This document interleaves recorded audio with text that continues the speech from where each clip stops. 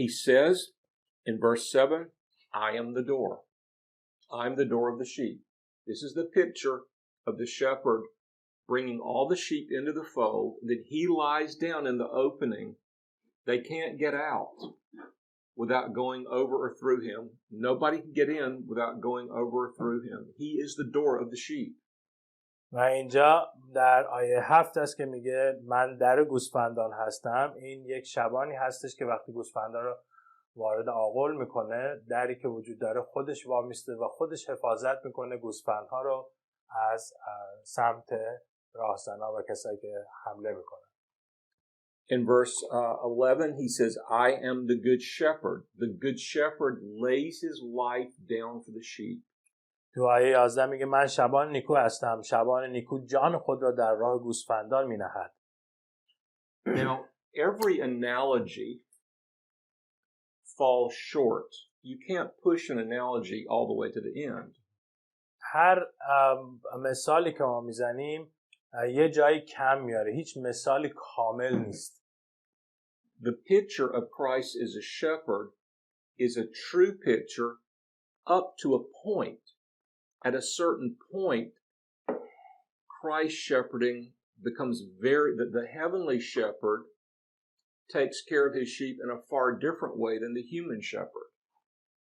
این شبانی عیسی مسیح تا یه سطحی میتونه مثال خوبی باشه، به خاطر اینکه تا یه جایی داره به ما چیز رو درس میده، ولی شبانی عیسی مسیح از یه جا به بعد فراتر از اون شبان و چوپانی است که ما توی دنیا ازش سراغ داریم. The one who's not the true shepherd, when he sees the wolf coming, he runs away. But the true shepherd, the human shepherd protects the sheep, but he also protects his own life. This heavenly shepherd protects the life of the sheep, but he doesn't protect his own life. یک شبان و چوپان زمینی وقتی که میبینه گرگ حمله میکنه از گوسفندانش میخواد حفاظت بکنه، ولی خودش رو هم حفاظت میکنه، به دنبال این است که از خودش هم مواظبت بکنه. ولی فرق این شبان آسمانی با شبان زمینی اینه که این شبان آسمانی گوسفندها رو حفاظت میکنه ولی از جان خودش میگذره. Now, the human shepherd, with the human shepherd, the life of the sheep, the lives of the sheep is for the good of the shepherd. But with the heavenly shepherd, it's the life of the shepherd which is good for the sheep. With a human shepherd, the sheep is shorn and the shepherd clothes himself with the wool from the sheep. And the sheep is slain. And he's either slain in sacrifice for God, for God's requirement, or he's slain for consumption so that the shepherd and his friends can eat the meat from the sheep. But with the heavenly shepherd, the shepherd is slain so that the sheep can clothe themselves in his righteousness, dressed in his righteousness alone, faultless to stand before the throne. He's also slain so that the sheep can feed on his life. That's what we were talking about in John chapter 6. He's also slain to satisfy the righteousness of God. The shepherd is the sacrifice, not the lamb.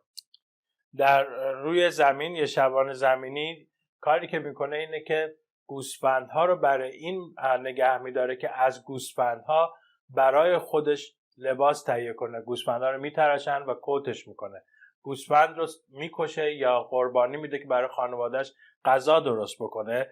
در نهایت گوسفند هست که قربانی میشه، ولی در شبانی عیسی مسیح آسمانی دقیقاً برعکس این هستش.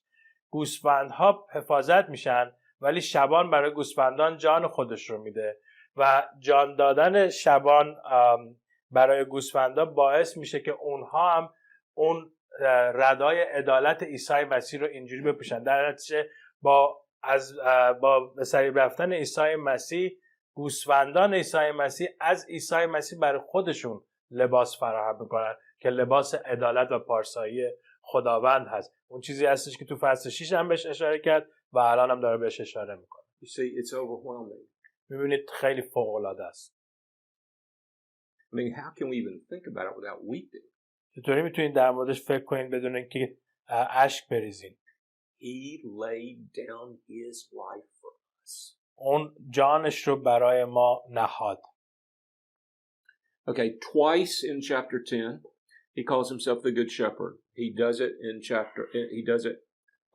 in verse 11, he does it in verse 14. تو 11 و 14 دو بار داره میگه که من شبان نیکو هستم. In verse 16, he says, I have other sheep who are not of this fold.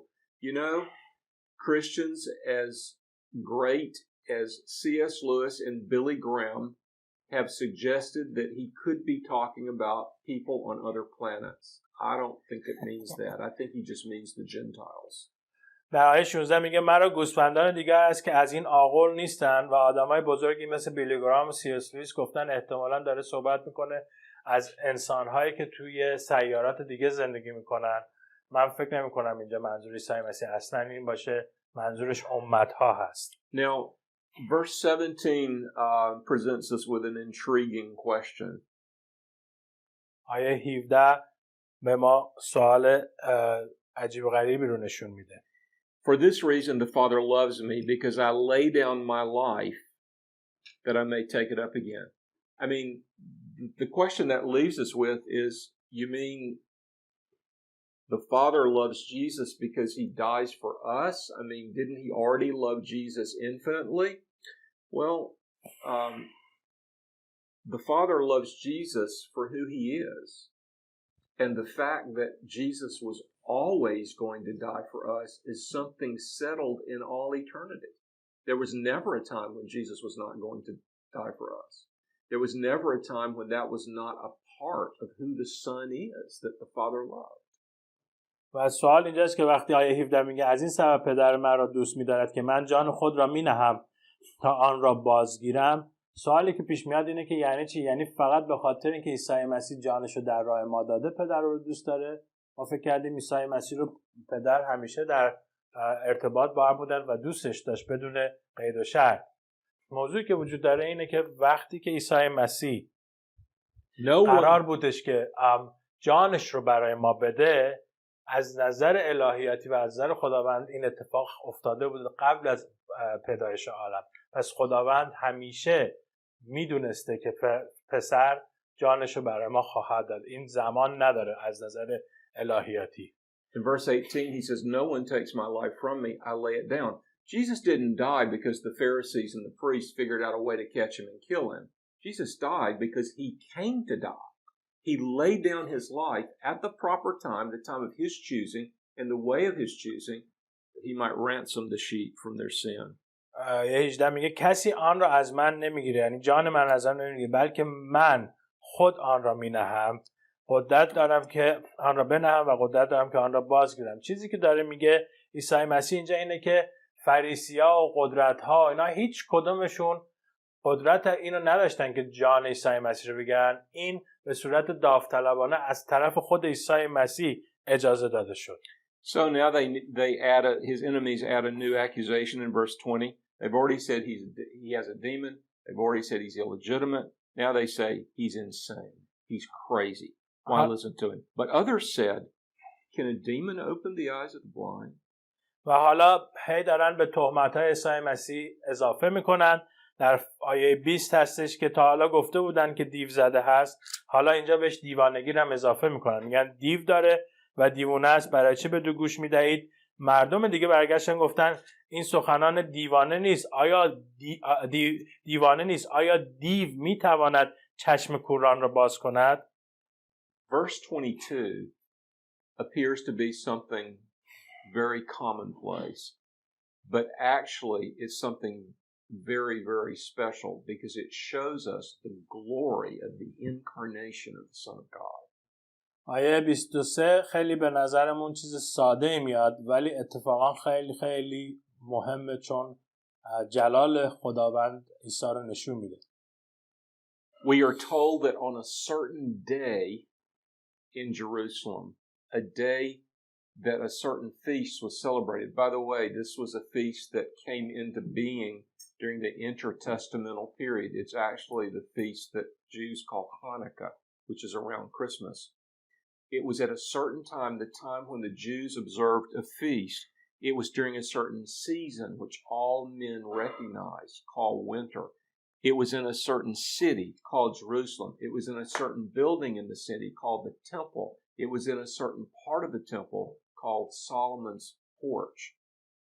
And what that means is if you had been in that place at that time, you would have seen God walk.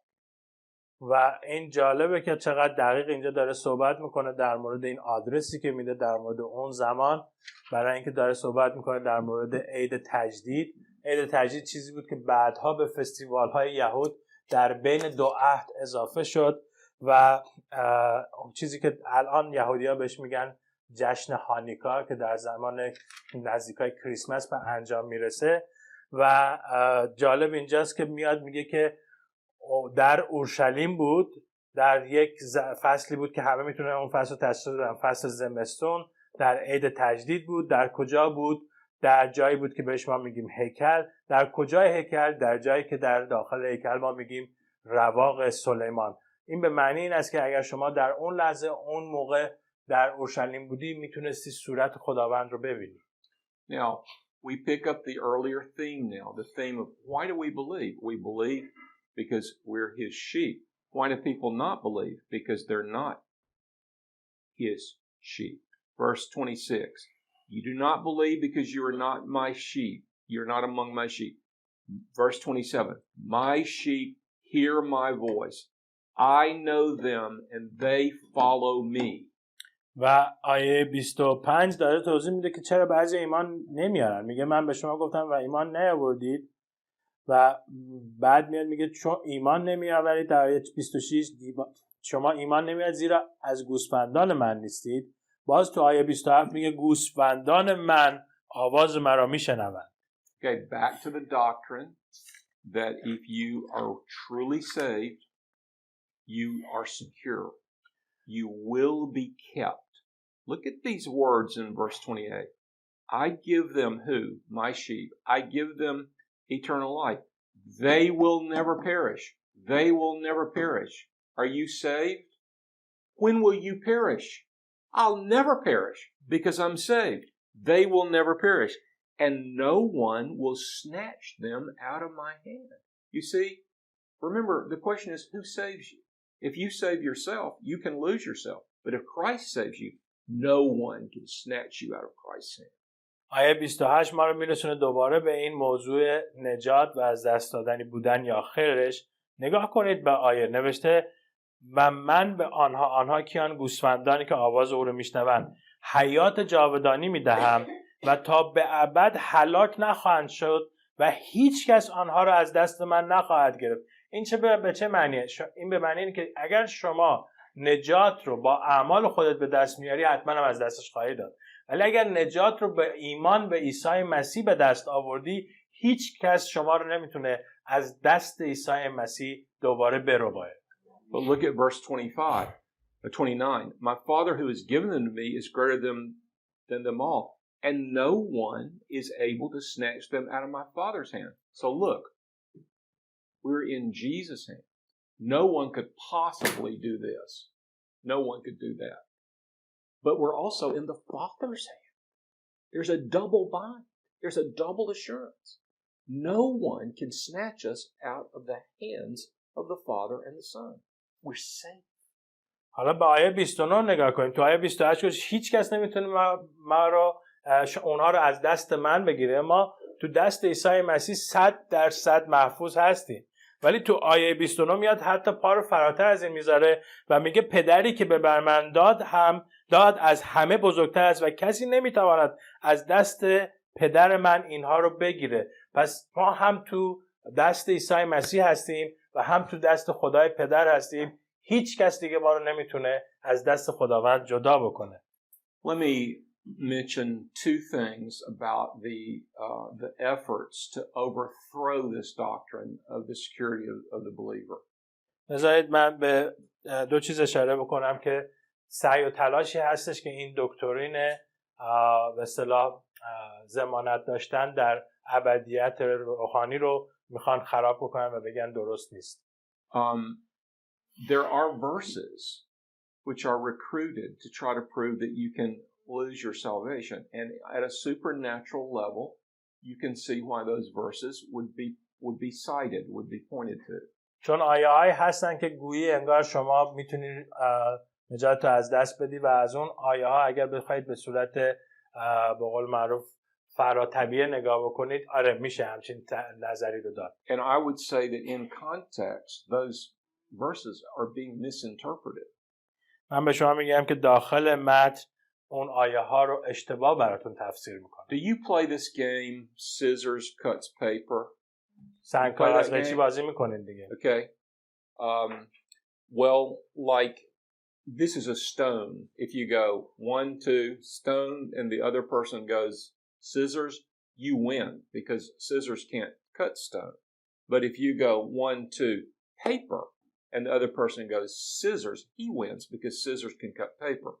Well, what I'm saying is that the verses which teach that we can never lose our salvation are scissors, and the verses which apparently teach we can lose our salvation are paper. The verses which apparently teach we can lose our salvation are stone. But the verses which teach that we cannot lose our salvation are dynamite. Okay? It's a silly little illustration, but مثالی که میخوام بزنم، اگه شما سنگ کاغذ قیچی رو که نگاه بکنی، اگه یکی بیاد کاغذ رو بیاره، یکی قیچی رو بیاره، قیچیه میبره. یا اگه یکی سنگ رو بیاره، یکی قیچیه بیاره، قیچیه سنگه میبره. چیزی که من میخوام بهتون بگم این است که آیه هایی که گویی میشه نجات رو از دست داد، یک کاغذ در مقابل قیچیه یا یک دینامیت در مقابل سنگه. میخوام فقط مثال بزنم که خیلی وزنه این بیشتر و بیشتر سنگین داده کتاب مقدس تا اون یکی آیه ها. Now I could take 2 hours and try to prove this doctrine, but we don't have 2 hours. I'm going to say one more little thing. من میتونم 2 ساعت وقت بگذارم و در مورد این صحبت بکنم، ولی ما 2 ساعت نداریم. One objection is that if we know we cannot lose our salvation, we'll just do whatever we want to do. یکی از ایرادایی که میگیرن از این طرز فکر اینه که خب اگر ما هیچ وقت دیگه نجاتمون از دست نمیدیم، بریم هر کاری بخوایم بکنیم دیگه. That's not true. اصلا این درست نیست. When I was in high school, I worked for a man who owned a steel company. وقتی که من در دبیرستان بودم، برای کسی کار میکردم که توی یک تولیدی آهن کار میکرد. From ages 13 to 17, I worked in the office, summers and holidays.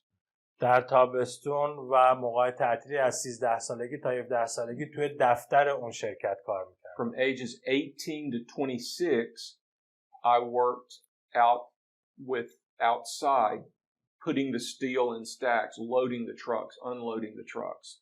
در 18 سالگی Summers and holidays. 18 سالگی تا 26 سالگی تابستونا و تعطیلیا آهن جابجا می‌کردم و پر می‌کردیم تریلی رو از آهن. I was not very clever. ولی اصلاً باهوش نبودم. I didn't do a very good job. اصلاً کار خوب انجام نمیدادم. But the owner of the company did not fire me. He kept letting me work and giving me my wages. ولی صاحب شرکت من رو اخراج نمی‌کرد، هی به من حقوقمو میداد. Now I cared very much for the success of the company, and I tried very hard to please the owner of the company because he was so gracious to me. موفقیت صاحب شرکت برای من خیلی اهمیت داشت. موفقیت کار برای من خیلی اهمیت داشت و صاحب شرکت هم خیلی برام اهمیت داشت. برام خیلی مهم بود که شرکت درست بره جلو. And I knew that I would keep my job even if I didn't do a very good job. من میدونستم که کارم هیچ وقت از دست نمیدم، حتی وقتی که خوب کار نمیکنم. And not only did he pay me my wages, but he paid me more than my wages. He actually paid my way through university. Then he paid my way through seminary. When I was 16 years old, he gave me my first car. And he kept giving me a new car until I was 36 years old. به خاطر اینکه صاحب شرکت نه تنها به من حقوقمو میداد بلکه هزینه دانشگاهمو داد، بعد هزینه اینو داد که من برم دانشگاه عالی کتاب مقدس. در 16 سالگی اولین ماشینمو برای من خرید و تا 36 سالگی برای من هر وقت ماشین نیاز داشتم یه ماشین می‌خرید. Who was the owner of the company? و چه کسی بود این صاحب شرکت؟ My father. پدرم.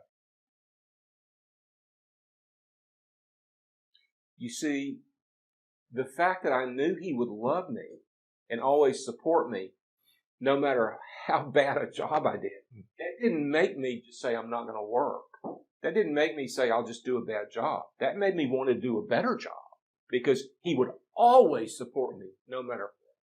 دلیلی که من میفهمم که پدرم من رو دوست داشته و میدونم که پدرم هر چقدر من برام اهمیت داشت موفقیت پدرم، هر چقدرم که کارمو نمیتونستم با موفقیت انجام بدم، این بود که هر اتفاقی که میافتاد پدرم هیچ وقت منو ترک نمیکرد و همیشه منو دوست داشت. با اون حال که خیلی موقعا شکست میخوردم و اشتباه میکردم، ولی تو قلبم این نبود که پدرم از خودم ناراضی بکنم.